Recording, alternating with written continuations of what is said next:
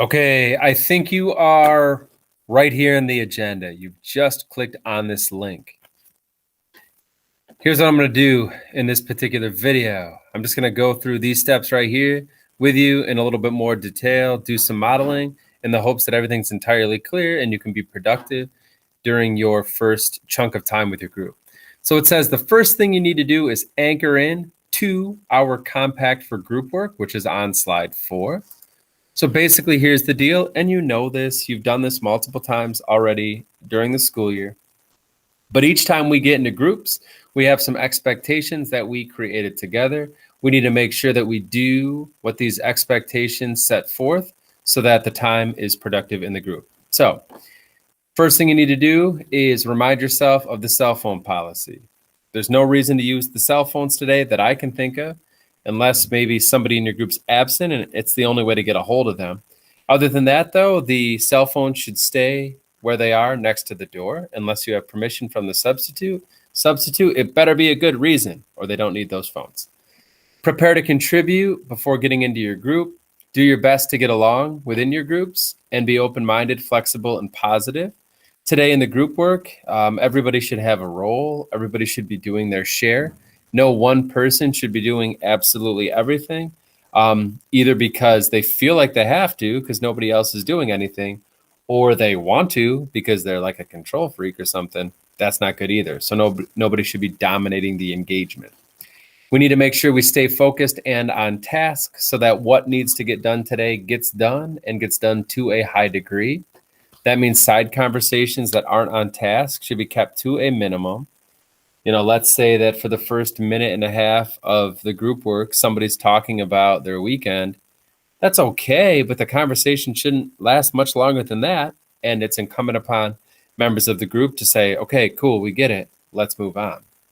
Also, there shouldn't be any intergroup fraternizing. So nobody who's in one group should be walking over and talking to people from other groups. We should be staying within our groups. We've agreed to be comfortable sharing our ideas and opinions with each other, asking questions, trying to answer each other's questions and help people if they're confused. And if we need to provide any sort of criticism, we've agreed to try to do so in a constructive way. We've agreed to overcome challenges together without giving up. We've agreed to develop a plan before we start working in a chunk of time.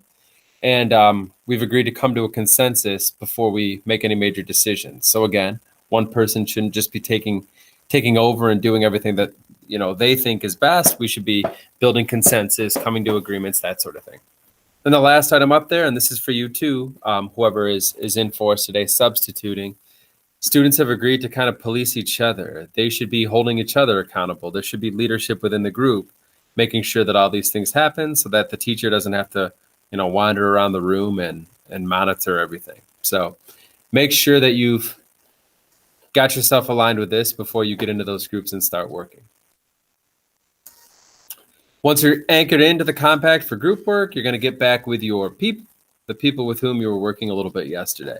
First thing it says you need to do in your group is you need to pick a convention of literature about which to write, keeping in mind that you were grouped according to what you shared last week. So yesterday, the slide that got you into groups had in parentheses the convention that seemed most appropriate for the members of your group based on what you put in those surveys. So, for the sake of example, I'm pretending that me and everybody else in my group kind of wanted to write about literary vampirism. So the first thing I would do with my group mates is just make sure that we're good with that.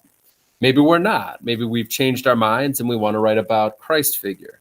That would be just fine. But that's the first thing you need to decide in your group. What convention are you going to write about? Step 1. Step 2 says, in your groups, attend to the comments in the margin of your group's theme statement by accessing your school Gmail account. So what that'll look like is everybody going into their Gmail, and within your Gmail, what I hope you see is an email that has my name on it. What I've done is I've shared with each and every one of you your theme statement that you sent yesterday through the survey. For the sake of example, I'm about to open one up here. I think it's Connor Feehan's group. So I'm about to open that up just to give you a sense of what you'll see. It might take me just a sec.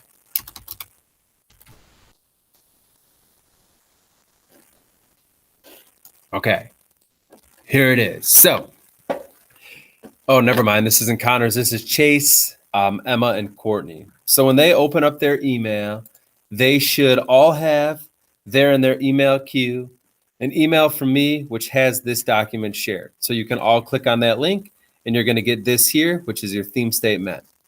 Please note that in the right-hand margin here, they have several comments. These comments are intended to help them take their theme statement, which is currently pretty good, and make it even better. So these comments will help you move your theme statement from good to great. So when I go back out to the directions, it says, open that up through your email all together, look through the comments, read the comments, discuss the comments. In some cases, there might be video links that you can watch to help you better understand the comments. Attend to those comments and make any sort of revisions accordingly. That is step 2. For example, going back out to this example here from your classmates. You know, the very first thing it says here is commas with subordinating conjunctions, wobis, which makes no sense at all. It says that that's a control of conventions comment. So if they're able to successfully fix this based on this comment, it will make them have more control over the conventions. All that means is their grammar will be better. So I have no clue what any of this means, but the good news is there's a link here that I can click on. So what I would hope this group would do is click on this link, watch this very brief video that exists, and see if they can figure out where to put the comma. If they put the comma in the right spot, they're already good. Theme statement becomes even better. They should do that with every single comment and end that chunk of the agenda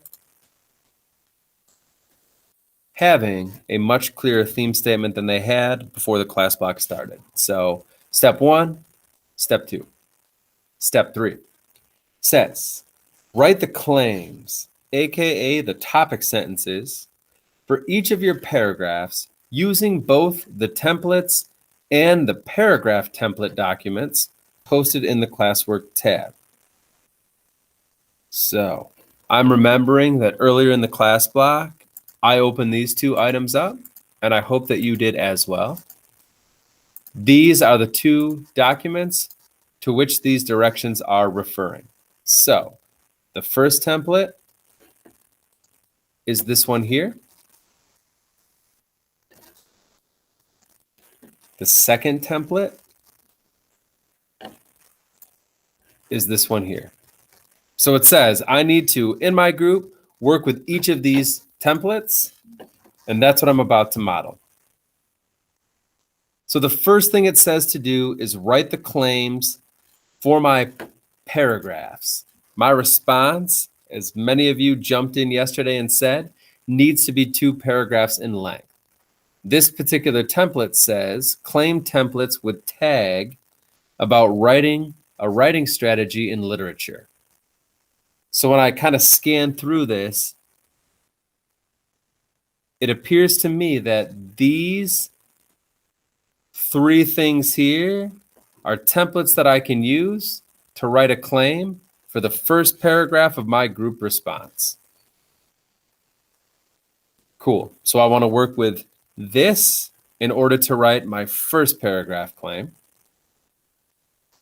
Now I'm looking at the bottom one here. This says claim templates for a theme statement in literature conveyed through a writing strategy.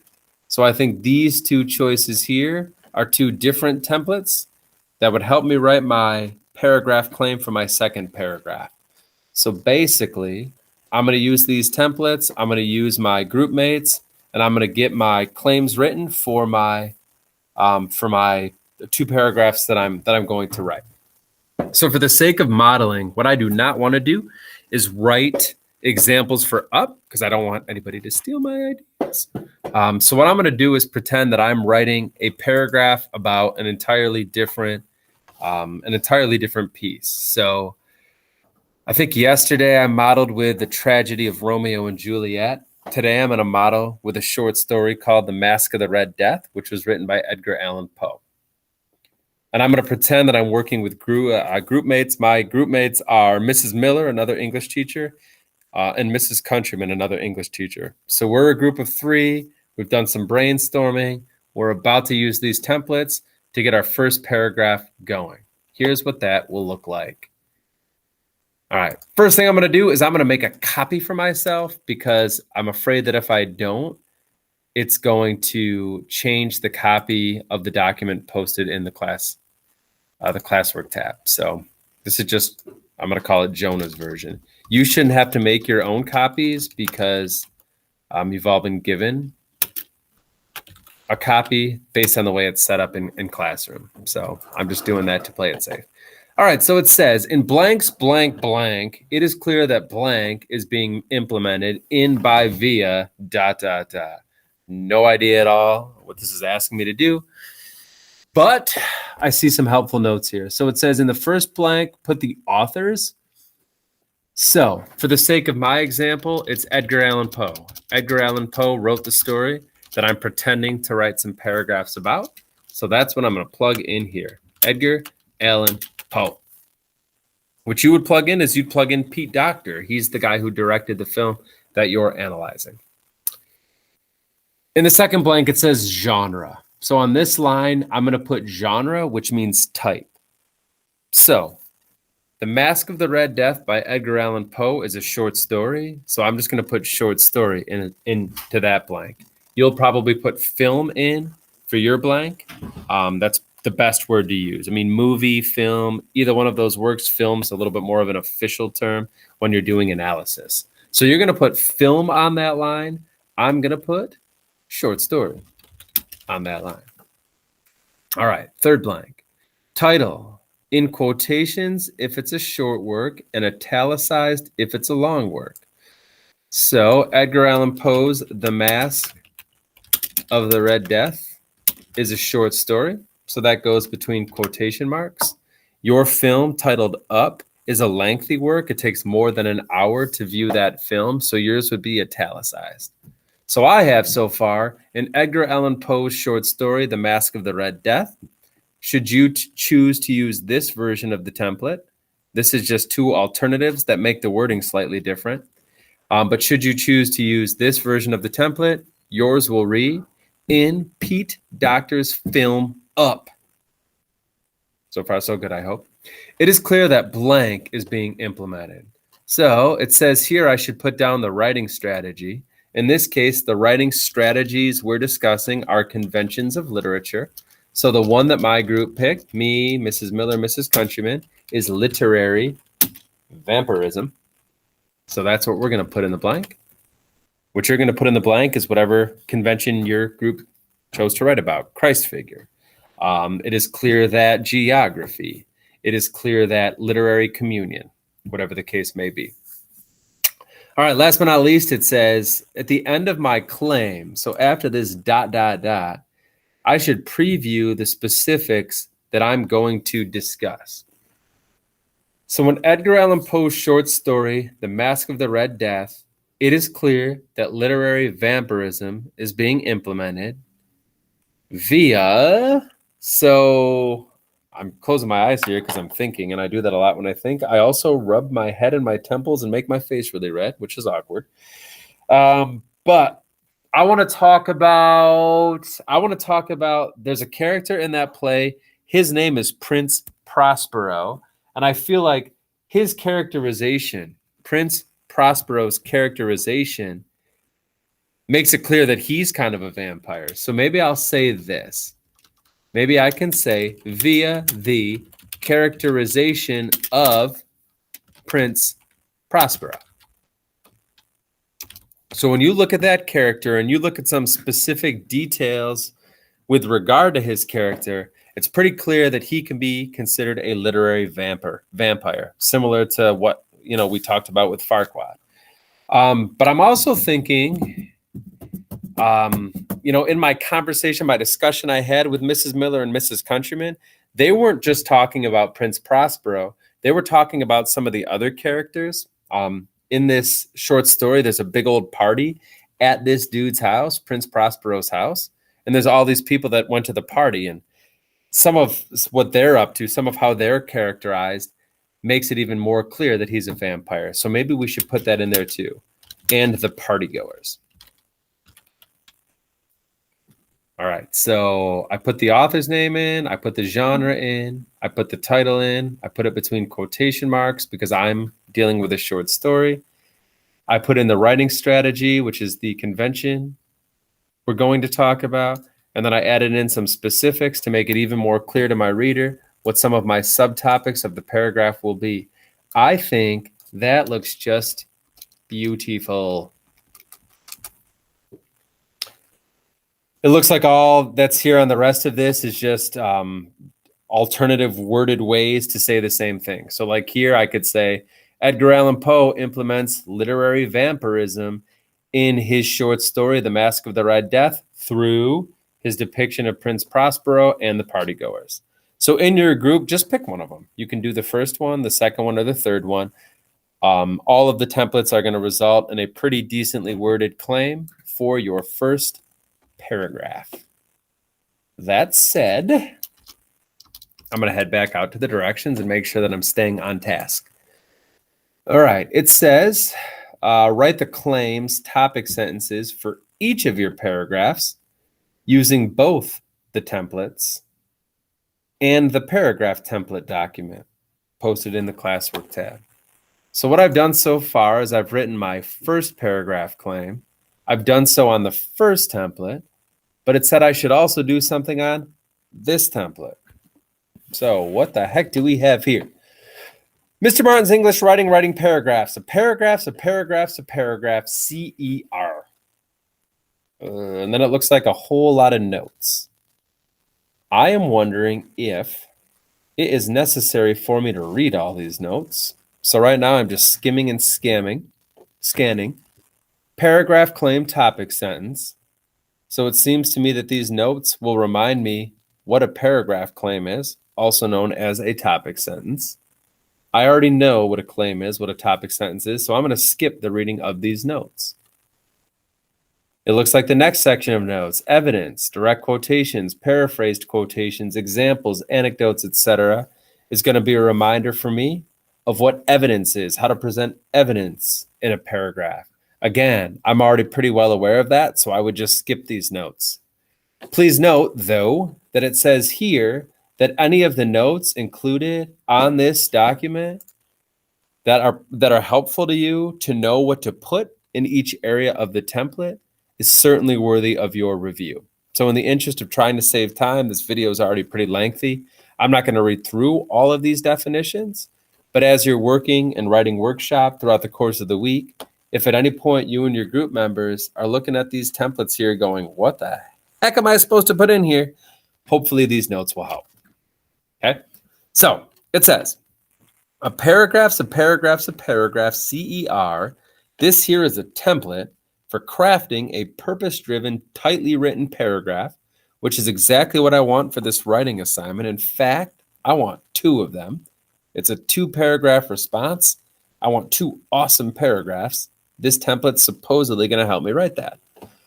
So it says, before you ever begin outlining a paragraph, I don't care if it's for ELA class in a group like this, or it's an email sent to a prospective employer. You're sending an email trying to get hired for a job. Whatever the case may be, if you're ever writing a paragraph, this is always what a paragraph looks like, and this is always what you should do before you do anything else.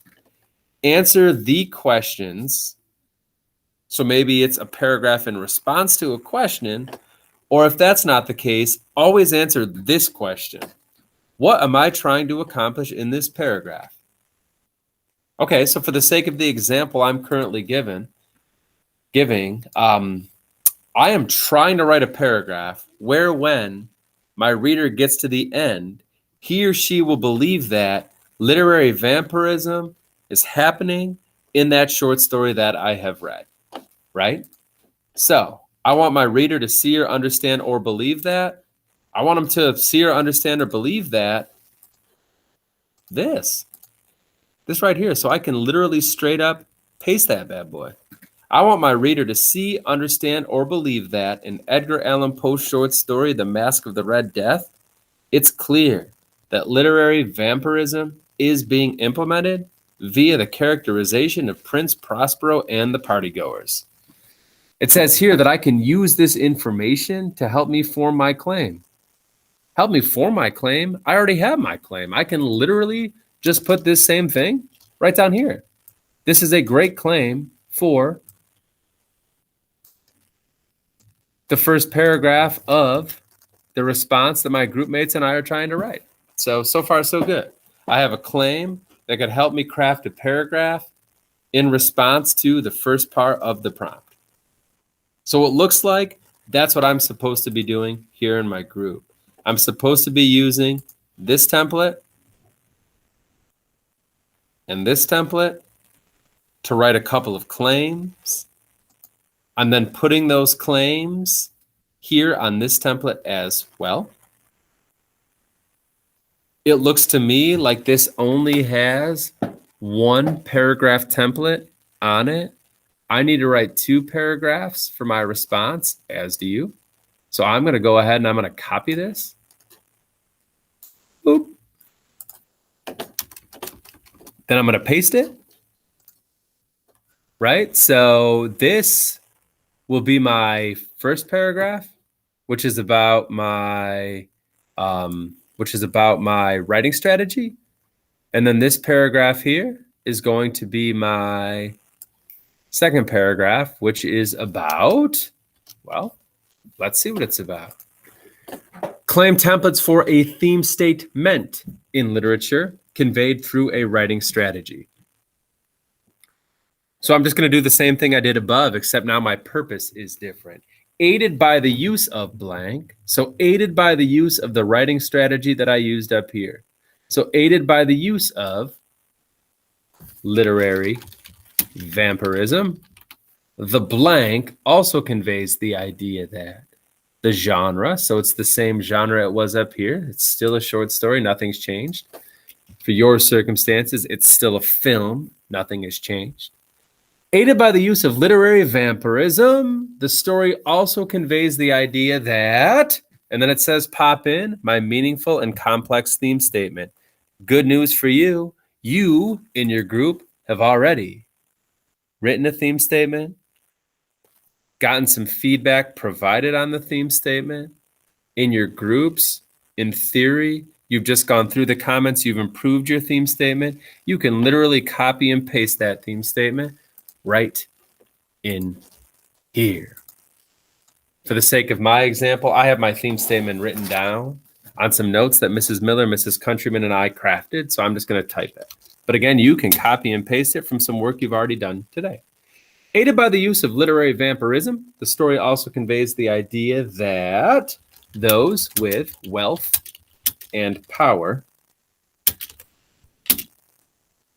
often add to or ignore the plight of those below them. And they also tend to ignore one of the harsh realities of existence. Colon, no matter how much wealth and power one accumulates, no one. And our group decided we want to go so far as to emphasize this via italicizing. So we're going to do that right now on our draft. No one can escape the passing of time and the inevitability of death. Wow, that's super depressing. I am aware of that. We can talk it out, though, when I come back. That's a pretty dark story. Edgar Allan Poe being notorious for writing dark stories. It's also a really good one, especially around Halloween time. But anyway, I have this now. I have a good solid claim. My group and I, we have a good solid claim. That would work for our second paragraph. We paid it forward to ourselves already, copied and pasted. We want to write another tight paragraph.